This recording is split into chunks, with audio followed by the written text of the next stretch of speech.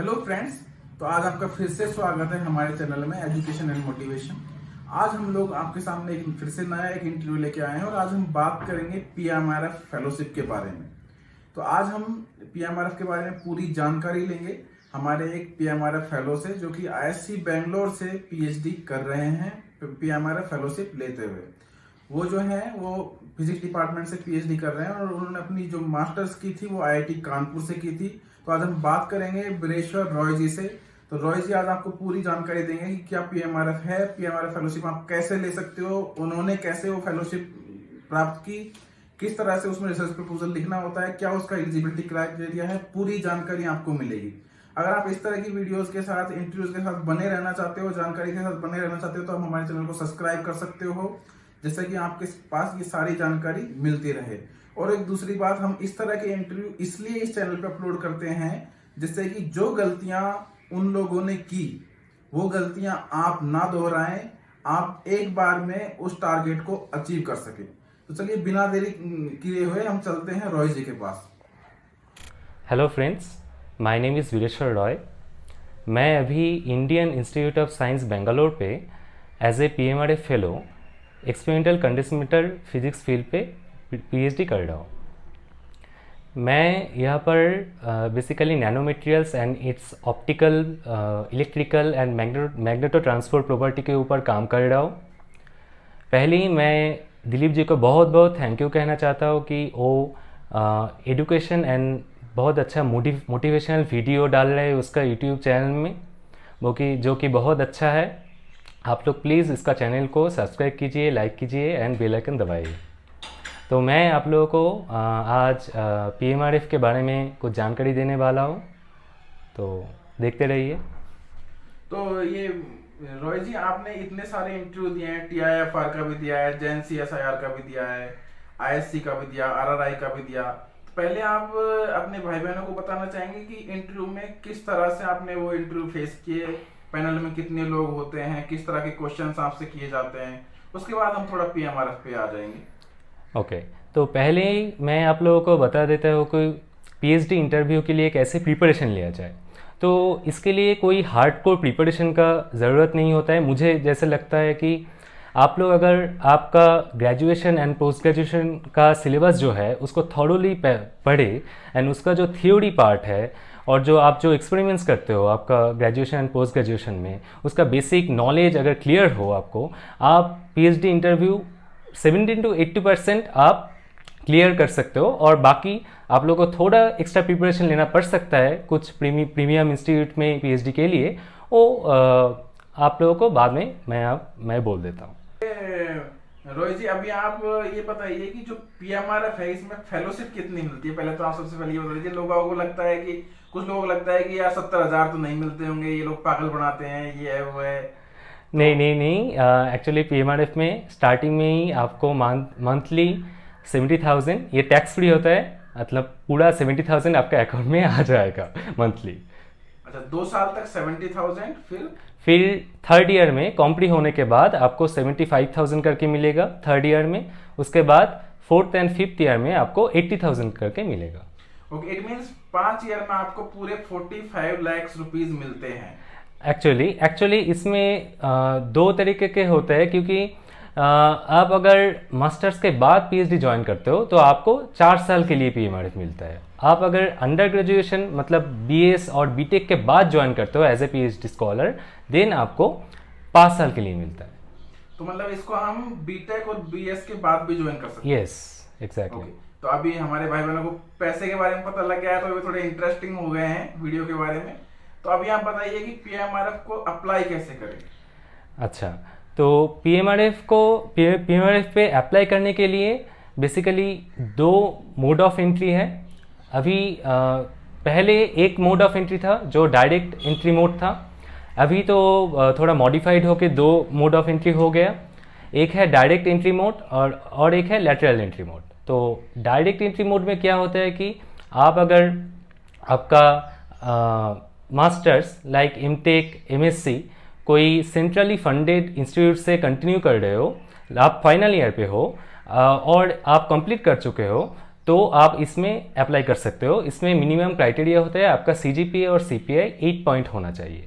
और एक है कि आप अगर कोई भी इंस्टीट्यूट से हो, वो सेंट्रली फंडेड नहीं है, तब भी आप अप्लाई कर सकते हो। उसके लिए आपका गेट स्कोर आइदर 650 मिनिमम होना चाहिए, नहीं तो आपका CPI और CGPA 8 पॉइंट होना चाहिए।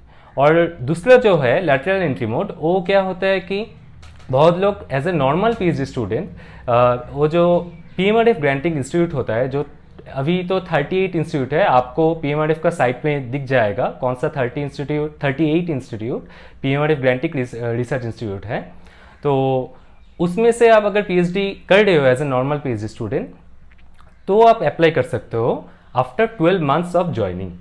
तो क्या होता है कि पहले एक साल में आपको कोर्स वर्क कंप्लीट करना होता है, और उस कोर्स वर्क में मिनिमम 8.5 CPI होना चाहिए आपको, तभी आप अप्लाई कर सकते हो इस मोड के थ्रू। ओके, तो जितना मुझे पता है इसमें कुछ रिसर्च प्रपोजल भी शायद लिखना होता है, तो रिसर्च प्रपोजल लिखते समय के क्या किन बातों का हम ध्यान रखें, किस तरह के टॉपिक पे रिसर्च प्रपोजल लिखा जाए जिससे कि हमारे एक्सेप्ट होने के चांसेस ज़्यादा हों, तो इसके बारे में कुछ एलाबोरेट करोगे आप? ये रिसर्च प्रपोजल जो बेसिकली एब्स्ट्रैक्ट बोलते हैं, तो वो लिखने के लिए आपको पहले जो वो आइडिया होना चाहिए वो आपका खुद का होना चाहिए। कहीं से मत उठाओ कि ये आइडिया नया है, इसको उठा के मैं डायरेक्ट डाल दिया, वो आप पकड़े जाओगे, ठीक है। तो जो ओरिजिनल आइडिया है वो होना चाहिए। आप कहीं से एडोप्ट किए, उसके बाद आप कुछ मॉडिफाई करके आपका खुद का आइडिया जोड़ दिए, वो चल सकता है, ठीक है। और कुछ चीज़ ध्यान में रखना चाहिए कि आप जो एब्स्ट्रैक्ट लिख रहे हो, जो काम के बारे में लिख रहे हो, उसका जो इंट्रोडक्शन दे रहे हो, उसका प्रॉपर रेफरेंस डालिए। तो बहुत लोग करते हैं कि सिर्फ एक्सप्लेन कर देते हैं 1000 वर्ड्स में क्या काम करना चाहते हैं, ये करना चाहता है, लेकिन उसका जो मोटिवेशन है उसका प्रॉपर रेफरेंस डालिए, क्योंकि वो काम पहले हो चुका है। ऐसा नहीं कि आप पूरा नया काम करने वाले हो, कोई काम एडॉप्ट करके उसको मॉडिफाई करके आप कुछ नया चीज़ करने वाले हो, तो उसका प्रॉपर रेफरेंस डालना बहुत ज़रूरी होता है। और उसको प्रॉपरली एक्सप्लेन करना चाहिए, क्योंकि जो पढ़ेगा वो हो सकता है आपका फील्ड से नहीं हो, तो उसको समझ में आना चाहिए कि जो टर्म यूज़ करोगे, उसको कीवर्ड्स क्या है, वो ठीक से एक्सप्लेन करना एब्स्ट्रैक्ट में। ओके, तो ये एक चीज़ जो हम रिसर्च प्रपोजल लिखते हैं वो थ्योरी और एक्सपेरिमेंटल दोनों में हो सकता है, या? हाँ, दोनों में ही हो सकता है। थ्योरी में भी हो सकता है, एक्सपेरिमेंटल में भी हो सकता है। उसमें कोई फ़र्क नहीं पड़ता मुझे लगता है, क्योंकि बहुत लोग थ्योरी वाले को भी PMRF मिला है, एक्सपेरिमेंटल वाले को भी PMRF मिला है, तो इसमें कोई डिफरेंस रेट नहीं है मुझे लगता है। ओके, तो एक चीज़ और, जो लोग MSc करते हैं IIT से, वो लोग अपना कुछ प्रोजेक्ट वगैरह भी करते हैं MSc में। Yes. तो इस प्रोजेक्ट का इस पे कोई डिपेंडेंसी है? हाँ, ये है, क्योंकि क्या होता है कि ज़्यादातर लोग क्या करते हैं कि वो जो प्रोजेक्ट करते हैं वो लोग क्या करते हैं कि उसका प्रोजेक्ट का जो प्रपोजल था वही ज़्यादातर लोग डालते हैं। मैं भी वही किया था, क्योंकि मेरा जो प्रोजेक्ट था बहुत अच्छा था, लेकिन वो कंप्लीट नहीं हो पाया। तो उसका जो फ्यूचर एस्पेक्ट क्या है, आइडिया क्या है, कैसे यूज़ कर सकते हैं, इम्प्लीमेंटेशन कैसे कर सकते हैं, वो मैंने प्रपोजल में थॉरोली लिखा था।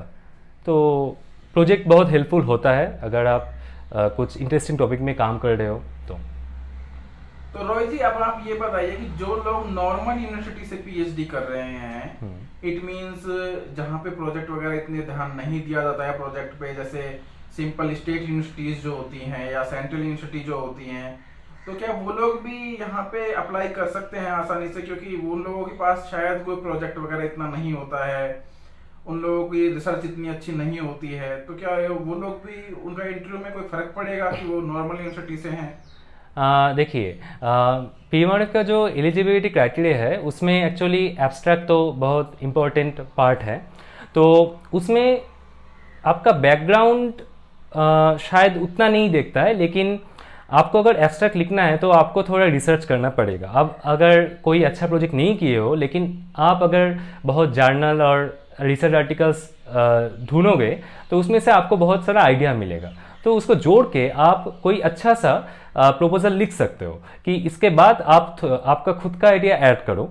तो अगर उन लोगों को अच्छा लग जाए तो बहुत ही अच्छा है। ऐसा नहीं कि आप लोगों को उसके बारे में मतलब प्रोजेक्ट करना ही है, ये कोई मैंडेटरी नहीं है, ये कहीं पर भी लिखा नहीं है। अच्छा, मतलब अगर आप इलिजिबल हो तो आप अप्लाई कर सकते हो, राइट। और आपको मिलने के चांसेस भी पूरे पूरे हैं अगर आप यस। अपनी पूरी मेहनत से आपका जो प्रोजेक्ट है, प्रपोजल है, वो अच्छे से लिखते हो। राइट। अच्छा, तो एक चीज और कि इसमें जो आप कॉलेजेस वगैरह जो आपको मिलते हैं, जैसे आप अभी आईएससी से पीएमआरएफ ले रहे हो, कोई आईआईटी दिल्ली से लेता है, कोई आईआईटी बॉम्बे से लेता है, तो कॉलेजेस वगैरह आपके हाथ में होती हैं या वो रैंडमली आपको देते हैं? अच्छा, तो मैंने पहले ही मेंशन किया हो कि दो मोड ऑफ एंट्री होता है। एक जो डायरेक्ट मोड ऑफ एंट्री है, उसमें आप इंटरव्यू दोगे तो वो लोग जो पीएमआरएफ कमिटी में है वो लोग सिलेक्ट करेंगे। मान लो कि 10 बच्चे को सिलेक्ट किए, ठीक है, तो उसका भी एक रैंकिंग होता है, आपका मार्किंग होता है जो आपको पता नहीं चलेगा। तो जो टॉप मार्किंग जिसको होगा उसका सब चॉइसेस रहता है। अब क्या होता है, पीएमआरएफ सिलेक्ट होने के बाद आपको इंस्टीट्यूट का सिलेक्शन मतलब आपको चॉइस देना होता है, तो आप आपका खुद का चॉइस दे दोगे। उसके बाद वो कमिटी में वो लोग देखेंगे कि इसका रैंक क्या था, जो रैंक आपको पता नहीं होगा, मतलब जो मेरिट लिस्ट का जो रैंक है वो पता नहीं होगा, लेकिन उस हिसाब से आपका चॉइस वो डिसाइड करेंगे। आप 3 प्रेफरेंस दिए, आपको फर्स्ट प्रेफरेंस मिलेगा या थर्ड प्रेफरेंस मिलेगा, वो डिपेंड करता है आपका रैंकिंग। ओके, तो ये प्रोजेक्ट प्रपोजल जब एक्सेप्ट हो जाएगा उसके बाद शायद इंटरव्यू प्रोसेस स्टार्ट होता है। यस। तो इंटरव्यू किस तरह से होता है, किस तरह से ये लोग उसको इंटरव्यू को फेस कर सकते हैं, उसके बारे में कोई टिप्स? ओके, तो डायरेक्ट मोड ऑफ एंट्री के थ्रू जो जाएगा उसको इंटरव्यू फेस करना पड़ेगा, ठीक है। तो इंटरव्यू में बेसिकली मेरे टाइम में जो मैंने फेस किया था, तो पहले ही वो आपको प्रपोजल के बारे में पूछेगा तो आपने जो लिखा है, क्योंकि वो लोग जज करेंगे आपको जो आपने वो खुद पढ़ के खुद से लिखा है या किसी से लिखा है, तो ये वो लोग थॉरली देखते हैं पहले। तो वो लोग आपका जो उसको एक्सप्लेन करने बोल सकते हैं। आपको मेरे को बोला था कि जो काम मैंने लिखा है उसको थोड़ा एक्सप्लेन करके बताओ, क्योंकि वो शायद मेरा फील्ड से नहीं था जो कमिटी में था। तो उससे ही आप जब स्टार्ट करोगे, उससे ही आप जो बोलोगे उससे ही क्वेश्चन करना शुरू करेगा, ये क्यों हो रहा है, ये क्यों कर रहे हो तुम, इसका फ्यूचर एक्सपेक्ट क्या होगा, आप क्या एक्सपेक्ट करते हो इससे, ऐसे ही उससे ही क्वेश्चन पिक करेगा। ओके, तो हर साल लगभग कितने बच्चे ये लोग पीएमआरएफ में लेते हैं, कुछ आइडिया? ये एक्चुअली फिक्स तो नहीं है। तो मेरे टाइम में मैं देखा था कि फिजिक्स में शायद 10 या 11 बच्चे को मिला था, ठीक है। लेकिन एक साल में अगर इतनी बड़ी फेलोशिप 10 या 11 बच्चों को भी मिल रही है तो काफी ज्यादा नंबर है।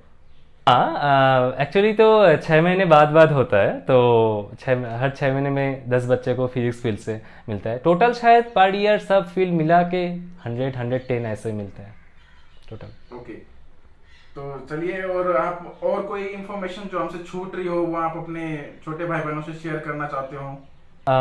तो ये जो पीएमआरएफ फेलोशिप है, तो ये इसका जो सैलरी स्टाइपेंड है वो बहुत ज़्यादा है, तो बहुत लोग घबरा सकते हैं कि मैं उतना अच्छा इंस्टीट्यूट से बिलोंग नहीं करता तो मुझे नहीं मिलेगा।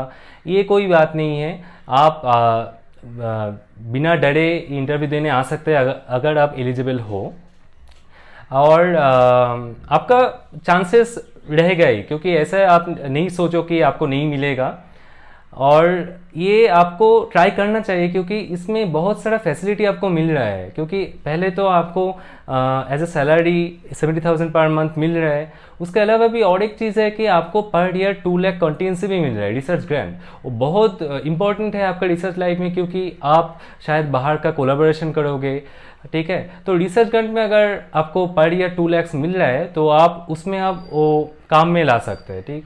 तो आप एवरी ईयर आप बाहर जाके काम कर सकते हो, कोलैबोरेशन कर सकते हो। लैब का कुछ आपका कुछ खुद का सॉफ्टवेयर या लैब के लिए कुछ खरीदना है उसके लिए भी यूज़ कर सकते हो।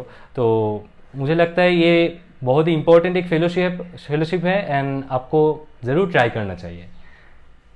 ओके, थैंक यू रोहित जी। तो आज मैं आपसे मिला, आपसे बात करके बहुत अच्छा लगा। ऐसा बिल्कुल नहीं लगता है कि आपको ये फेलोशिप लेने के बाद कुछ अलग से कोई घमंड है या कुछ है। ये बहुत अच्छा आपसे बात करके आज लगा, और आपने हमारे भाई बहनों को इतनी अच्छी इन्फॉर्मेशन दी, इसके लिए बहुत बहुत धन्यवाद। तो चलिए, इसी के साथ हम ये वीडियो समाप्त करते हैं।